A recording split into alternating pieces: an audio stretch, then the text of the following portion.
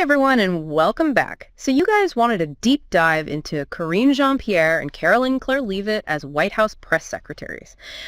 Well, get ready because we're going to uncover some pretty fascinating stuff about these two.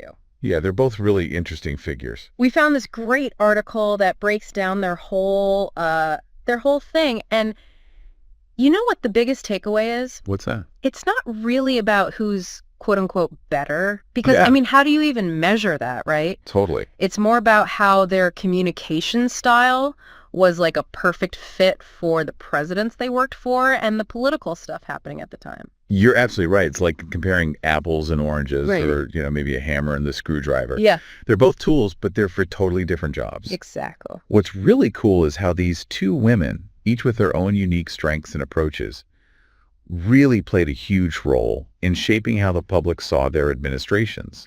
Yeah, they were both super influential. So let's start with Karine Jean-Pierre. Okay, so when she stepped up to that podium for the first time, it was kind of a big deal. She was the first Black and openly LGBTQ plus press secretary, which is huge. And I just keep thinking about all those young people who saw themselves represented in her for the first time. Yeah. That must have been so powerful. It was a major turning point for sure. Yeah. Her appointment went beyond just qualifications. It was a statement, a symbol of progress and inclusivity. Mm-hmm. And that kind of shift in representation, that visibility, it really had a big impact on how people saw things, both here and in other countries. It wasn't just symbolic, though, right? No, not at all. She had a ton of experience coming into the job. She'd Okay. worked with Kamala Harris, been involved with MoveOn.org, Hmm. and she just always seemed so calm and collected, even when she was getting grilled by reporters. And she kept those daily briefings going, which I think really helped create a sense of consistency and, well, transparency. Yeah, for sure. That commitment to regular briefings was super important. It showed that she was willing to engage with the press, even if sometimes her answers were, carefully worded. Okay, sure, but let's be real. Yeah. No press secretary gets away without some criticism. Right.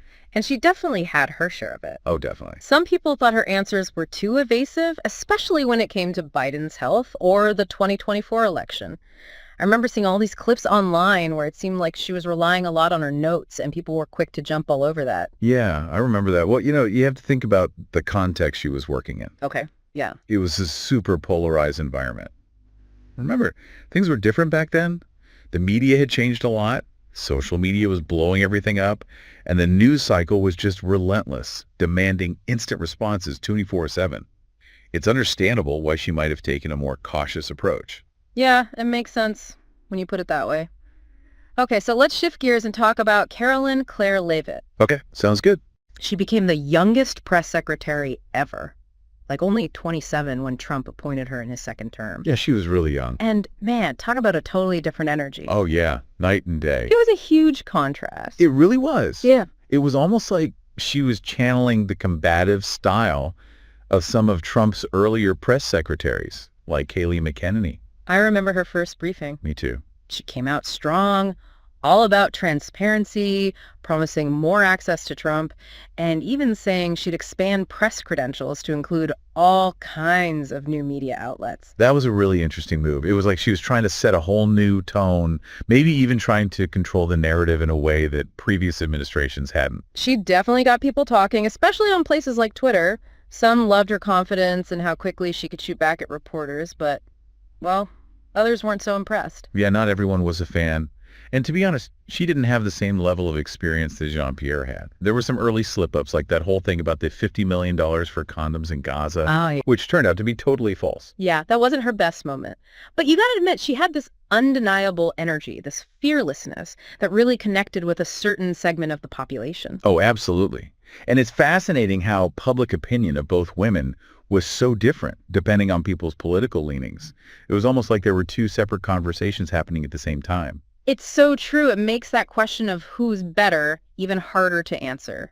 They were both successful in their own context, Jean-Pierre in Biden's more measured administration, and Leavitt in Trump's more confrontational one. Exactly. And that's what I find so interesting about this article. It encourages us to think beyond just individual skills and consider how those skills match up with the president's style and the overall political strategy.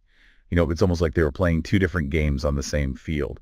Jean-Pierre was navigating this like chess match, carefully choosing her words and trying to anticipate the next move, while Leavitt was in this fast-paced tennis match, just volleying back and forth with the press corps. I love that analogy. Yeah. It's so true. And it really highlights why it's kind of pointless to get caught up in that who's better thing. They were both playing the hand they were dealt, and they played it well in their own ways. Right. And the article even pointed out that Jean-Pierre had a tougher set of circumstances to deal with. Oh, yeah, for sure. Think about it. Inflation was crazy high. The situation in Gaza was constantly changing. Yeah. And there was this constant speculation about Biden's age and his health. Right. She had to be super disciplined with her messaging. Yeah. And, that might have frustrated some reporters who wanted her to be more off the cuff. Yeah, I can see that. But it also let her keep a certain level of control over the narrative. That makes sense. And Leavitt, on the other hand, seemed to really enjoy that Trumpian style of just being so direct. Oh, yeah. She owned it. She wasn't afraid to push back, to challenge the press. And even though it might have seemed a bit riskier, it definitely matched the tone of the administration. Yeah, totally. Which brings us back to our main point.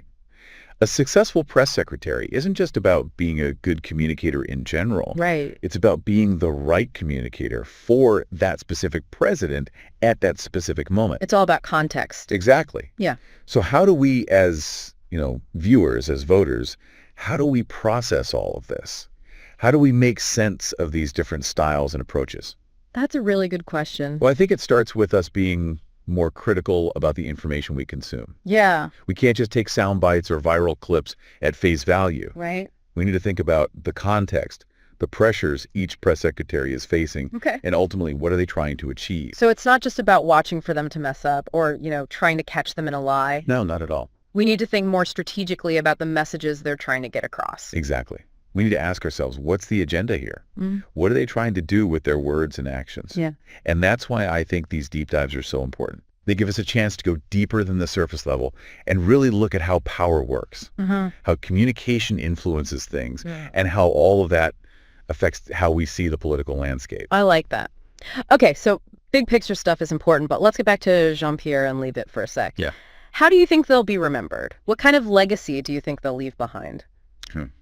Well, I definitely think Jean-Pierre will be remembered as a trailblazer. Yeah. Her appointment broke down barriers and showed a whole generation of young people that they can achieve anything. It was a big moment. It really was.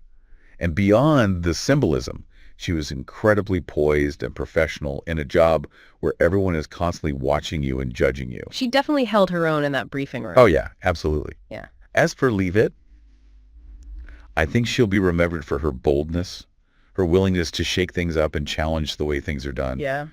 Whether you liked her tactics or not, she was a force to be reckoned with. She didn't back down from anyone, that's for sure.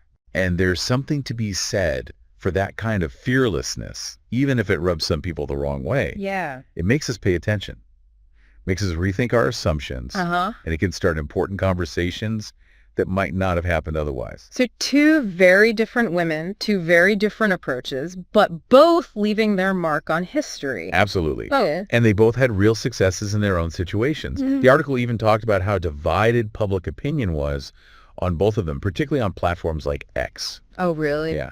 Trump supporters loved Leavitt.